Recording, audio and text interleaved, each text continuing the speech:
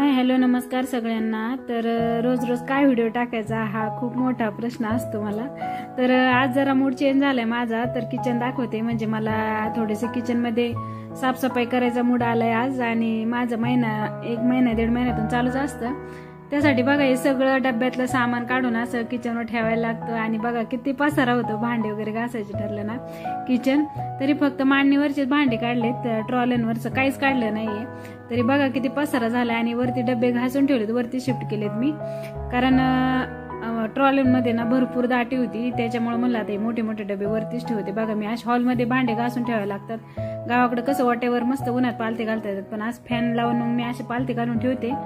आणि मग त्याच्यानंतर सार्थक आल्यावर 2 वाजता मी जेवण केलं, आणि उपवास आहे महिन्याचा। आता म्हणते हे काय प्रत्येक व्हिडिओ सांगायची गरज आहे का, पण सांगते नाही तर माझ्या लक्षात राहण्यासाठी सांगते। आणि मग तो आल्यावर आम्ही दोघांनी मस्त उपवास सोडला। तो आल्यावर लगेच नाही, थोड्या वेळाने सोडला, 2 वाजले असतील कदाचित। मग आम्ही मस्त दोघांनी गप्पा मारत मारत जेवण केलं। आणि बघा भांडी पण मी सुकायला ठेवलेली दिसत, त्या चादरवर बसलो आम्ही 2 जण जेवायला।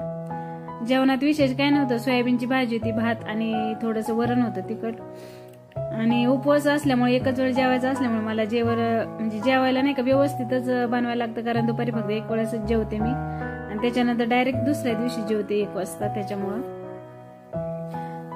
आणि सार्थक आल्याशिवाय मी उपवास पण सोडत नाही, कारण त्याला एकट्याला मग तो जेवण करायचा कंटाळा करतो, आणि रोजच आहे तसं तर। दुपारी येतो शाळेतून, त्याच्यामुळे मग आमचं दोघांचं सोबतच असतं जेवण। मग त्याच्यानंतर जेवण झालं, थोडा वेळ आराम केला, आणि नंतर भांडी चांगली वाळली होती बघा, मी सगळी आणून ठेवली किचन मध्ये, आणि म्हणलं आता चला आता व्यवस्थित भरून ठेवाय सगळे। तर सार्थक पण खेळायला गेला होता, त्यामुळे मला एकटीला सगळं करायला लागलं। तो घरी असला तर करतो मदत थोडीशी, मला भांडी इकडून तिकडून आणून दे, हे पुसून घे वगैरे, पण तो नेमका खेळायला गेलता। आणि मग त्याच्यानंतर हे बघा मग मी सगळं नाही का किचनवर काढून ठेवलं होतं, मग असे दाखवलंच होतं तुम्हाला। तर मग ते सगळं मी ठेवलं नाही का डब्यात भरून, आणि नवीन डब्यात शिफ्ट झालं ना तर 2 दिवस सापडायला पण अवघडच जातं, कारण आपण नवीन डब्यात काहीतरी वेगवेगळं ठेवतो, आणि मग ते लगेच सापडत नाही। मग 4 डबे उचकल्यानंतर 5व्या डब्यात आपल्याला वस्तू सापडते, असं माझं तरी होतं। आणि हे बघा फायनली सगळं असं झालेलं आहे चेंज करून। ह्या बरण्या सगळ्या ट्रॉलीत होत्या, मी ते सगळ्या मांडणीवर ठेवल्यात, आणि हे डब्बे बघा असे सगळे वरती ठेवलेत। तर कसं वाटते मला कमेंट करून नक्की सांगा। आणि महिना दीड महिन्यातून माझं असं काहीतरी चेंजेस करणं चालू असतं घरामध्ये, कारण भारी वाटतं काहीतरी नवीन केल्यामुळं, असं वेगळ्या घरात आल्यासारखं वाटतं, तेवढंच मनाला छान वाटतं, म्हणून माझं असं चालू असतं। तुमचं पण आहे का माझ्यासारखंच, मला कमेंट करून नक्की सांगा।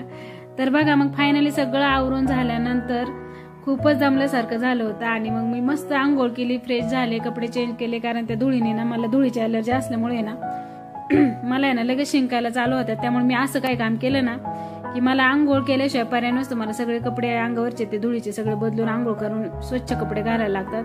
हा माझा प्रत्येक वेळेस असं साफसफाई केली ना की प्रॉब्लेमच आहे। मग मी मस्त असा चहा न ठेवता मला मस्त अशी कडक जरा स्ट्रॉंग कॉफी करून प्यावी म्हणून मग मस्त कॉफी केली, आज चहा नाही बनवला मी। आणि कॉफी झाल्यानंतर मग मस्त मी कॉफी घेतली, आणि त्याच्यानंतर आमचे साहेब येण्याची वाट बघत होते, ते आल्यावर त्यांना पण मी चहा करून दिला। आणि मग म्हटलं चला आता वॉकिंगला जायला पाहिजे। तर वॉकिंगला काल पाऊस पडून गेला होता, थोडंसं ओलच होतं, पण म्हणलं चला जाऊ द्या, तेवढंच बाहेर गेल्यावर फ्रेश वाटतं। मग ह्या माझ्या आवडत्या कपात मला ग्लासमध्ये खूप भारी वाटते कॉफी प्यायला। आणि मग आम्ही वॉकिंगला गेलो, तर बघा किती छान निसर्गाचं सौंदर्य आहे, आणि ही टणटणी म्हणतात त्या झाडाला, आमच्या इकडे, तुमच्याकडे काय म्हणतात मला माहित नाही, पण किती छान फुलं आलेत बघा टंटीला, अगदी क्यूट दिसते टणटणीचं झाड।